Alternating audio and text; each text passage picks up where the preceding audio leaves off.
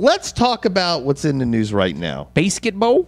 Basketball. Olympics are getting ready to start. So Right. for most of us, we thought the NBA season was over. Nope. Now it's just our NBA players playing against other NBA players who don't quite have the team that we have. But that's not the big news. Right. The big news came out today, Thursday. Right. And look, let's face it. As an athlete, you know what? Kobe Bryant said what he should have said. Right.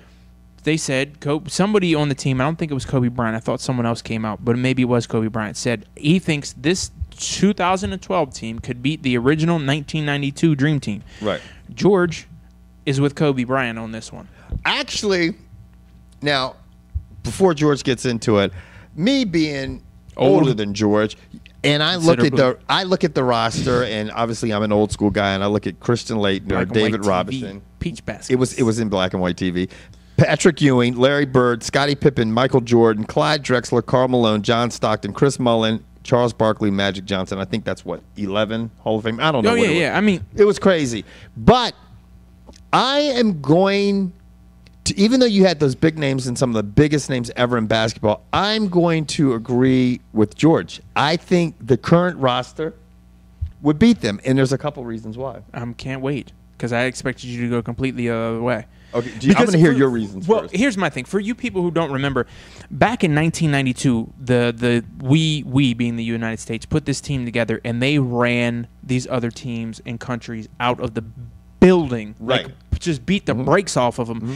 And the thing is that style of offense in 92, if we could literally take a time machine, take the folks from 2012 and their current state and run them back against these guys, they're not going to run the 2012 team anywhere. No, they're not. They're not faster. They're not bigger. They're not stronger. Right. So they would have to out-finesse them, out-ball movement. That shit takes practice. It takes practice. And that type of practice, like that focus, like we need to make the extra pass, where are you going to be? You take 11 egos, 11 superstars, 11 Hall of Famers on one team, that shit's going to be hard to get down. And that, to me, they would need 5 or 6 months of serious practice to take on the 2012 team. That's the biggest thing. I think basketball now has evolved to where you have a such more evolved athlete to begin with. So the athletes they're so much more athletic than they were back then. The training, the stamina, everything. So no, you got to think that now you're taking a better athlete, right? Then you think of how free agency and how players move around right now. They're much more equipped. They're easier to getting into new offenses and learning things and playing with new people. You did not see that as much in the 80s and 90s. I mean, these guys, they're on a different team every couple of years. Right. Now, the biggest thing is this.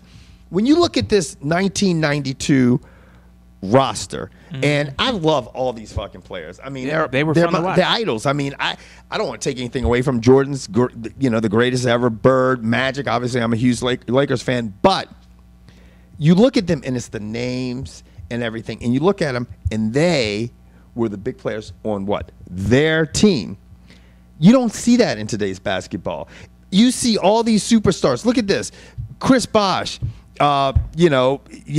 Chris Bosh, LeBron James, they're all on the same team. Like, if you took all these individual players and you put them with one franchise and they didn't have those other two players and these big threes and stuff like this, and you had all these superstars on one team and they stayed with one team with no supporting cast, then they would be big names too. They'd be the Cleveland Cavaliers. They'd be, all of these guys they'd be the Orlando Magic. Right. I mean, seriously, look at the teams who have one star player. That's what you had back then, especially at this time. And because you got to remember, when Larry Bird at 92, dude, Kevin McHale was way out. I think the Chief had retired.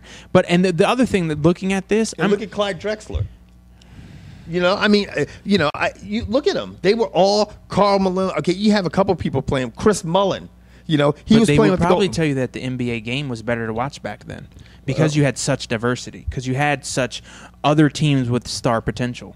Yeah, but you look at the roster right now. Okay, if you look at the only two teams, you got the backcourt for Oklahoma City with Westbrook and Harden, and then you throw in Durant. I mean, all three of those guys play together, and they're all going to be. They would. And the other thing I look at when I look at this, like Christian Laettner, he could only play power forward. He's not going to bring. That's it. David Robinson, he's a center. Patrick Ewing, he's a center. Larry Bird might be able to play shooting guard, but he wouldn't have the speed. Right. So he's a 2-3. I don't think he was. I mean, he would go rebound. Scottie Pippen was a legit 3, maybe 2. Again, not a power forward. Michael Jordan, not the greatest ball hand. I mean, by point guard standards, he's not the greatest ball handler in the world, but he could bring the ball up. Right. I don't see him playing 4. What I'm getting at, LeBron James could legitimately play 1 through 5. Right. Kevin Durant could play at least 1 through 4. Exactly. Blake Griffin could play the bench. Yeah. Kevin Love could play. I don't know what his shooting game looks like these days, but he could play 4 or 5 easy. Chris Paul could play 1 or 2. I mean, Chris Paul, Michael Russell Westbrook on the court at the same time. That's 2 legit point. Well, one's a point, one's a shooting guard. Right. But, I mean, you see what I'm getting at. Well, today's athletes do more than just play their position. Right. In '92, they played their position. You look at, if I look back at like Charles Barkley, who was a power forward, okay, and a legit power forward. I mean, that's a legit power forward, and you look at him and the size of him. He was what, 6'7", 6'8"? I don't know, maybe 6'9". Who knows? About 280, 285. But you know what? At first, he wasn't. No. When he was with the Sixers, he wasn't that big. He was svelte. Look at him compared to LeBron James. LeBron James is like a freight train. 6'8", 270. Right. And jacked. And I mean, Charles Barkley was the thing that was so good about Charles Barkley back then. He was big and athletic as shit and pretty fat. Not like LeBron James. Not even close. Can you imagine what this team? I mean, all right. So you're gonna put this is the starting 5 I'd like to see. I'm putting Tyson Chandler at the 5. I'll put Kevin Love at the 4. LeBron at 3. Durant at 2, and you flip a coin between Chris Paul, Russell Westbrook. I'll take Deron Williams. To me, he's the best of those 3. And another thing about this team is, you know what? Let Kobe bring the ball up. Yeah. I mean, damn. Chris Paul brings the ball up. You know, I mean, Chris Paul, I think, is, if you take Chris Paul or Rajon Rondo, you got to think he's not even on the team. Right. You got to think who's not on this team. I mean, and we're talking the rosters, but I mean, the Dream Team had everybody that was the best in basketball at that particular point, because it was the first time everybody wanted to do it. Everybody wanted to get a gold medal. I don't think they left anyone off. Yeah, no one was off. I mean, fuck, they found room to put Christian Laettner when he was getting drafted. Right. I mean, but look now. Imagine if you had Dwight Howard and Andrew. You don't even have, who's the center? I mean, you know, I mean, these Tyson guys, Chandler, he won defensive MVP. Now, look back at the 92 team. Do you know the only teams, 2 players, Pippen and Jordan, were the only players that were on the same team, and John Stockton and Karl Malone. That's it, who are both. But now, you look now, Dwayne Wade's not even on the team, but you got Chris Bosh, LeBron James, all on one team. You know what I mean? You've got fucking Durant, Westbrook, and Harden. That's 3 players on one team. You got Carmelo Anthony and Tyson Chandler all on one team. You see what I'm saying? All these players are coming from. If you took all these players that are on 2 and 3 on one team and you put them all, separated them all, then they'd all be superstars in their markets, and they would have names like these players did back in 1992. But they get overshadowed by each other. You okay? Repeat. I know, but I'm just saying. I don't think people realize that. I just don't think people are getting the gist of it. You know what I'm saying? Right. Do you get? I mean, it's. I just. They'd be superstars in their own right. In their own right. And sometimes these guys will get overshadowed. Like Chris Bosh. Chris Bosh was the Toronto Raptors. Right. And so now he comes and people don't give him the credit he gets. But they look at this 92 team. They're like, blah, blah, blah, blah. Anyway, what I'm getting at is and Kobe said it right. Kobe's like, you know what? If you go interview Michael Jordan, no shit, Michael Jordan's going to tell you he can beat us. And we think they can beat, and we think we can beat them. Right. You're not an athlete if you, we'd go out there and lose. Yeah. Who says that shit? Yeah. That's just dumb. Now, I will say this. I will say it. During their era, the 1990. Did your voice just crack a little bit? Yeah. During their era, the 1992 team is a better team for their era. Absolutely. What they did against the competition, beat them, I think, by average like 40-some points. The team now could not do that. They could not dominate the competition. But the game's also evolved so much because you're going to go against teams. Well, I mean, I know Ricky Rubio's hurt, but you'd go against teams like Dirk Nowitzki or both the Gasol brothers. Right. I mean, they didn't go against that. Right. The '92 team didn't see that. The '92 team and the NBA at that time didn't have such an influx of foreign talent. Right. And I'm not just talking about foreign. Hey, we got Slatlana because he's 7'6". Right. I mean, they don't. No, they've got people from Venezuela, Spain, all kinds of different countries. And now guys who are playing in the league are balling. Like Dirk Nowitzki's from Germany. You get like I said, the Gasol brothers. You get the Ricky Rubios. You get these other guys. Grievous Vasquez is going to go play on his Olympic team. Right. Fucking whatchamajig from San Antonio. Yeah, I mean the competition levels increase. And again, I'm not taking anything away from the '92 team. The '92 team, I remember I was 12. It was phenomenal to watch, and it was fun because they ran everyone out of the building. That shit wouldn't fly today. No, not even versus the international competition. Not if they were playing these two teams. I'd like to transplant that '92 team to play today's international teams.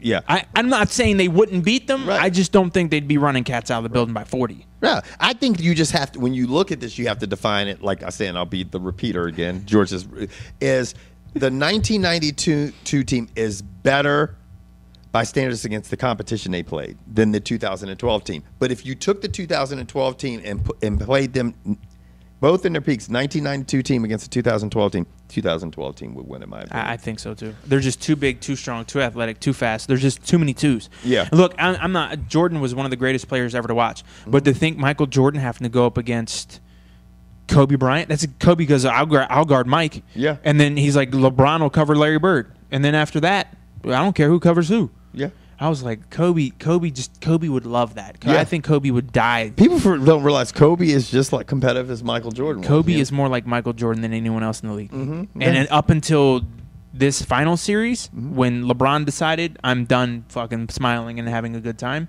because we hadn't seen that. Yeah.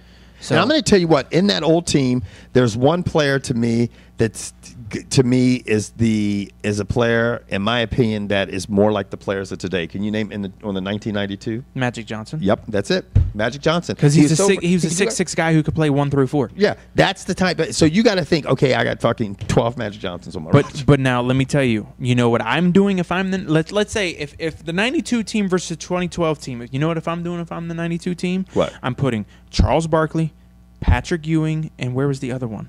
I just saw him. I'm putting Charles Barkley and Patrick Ewing out of there and telling them And David Robinson and Karl Malone.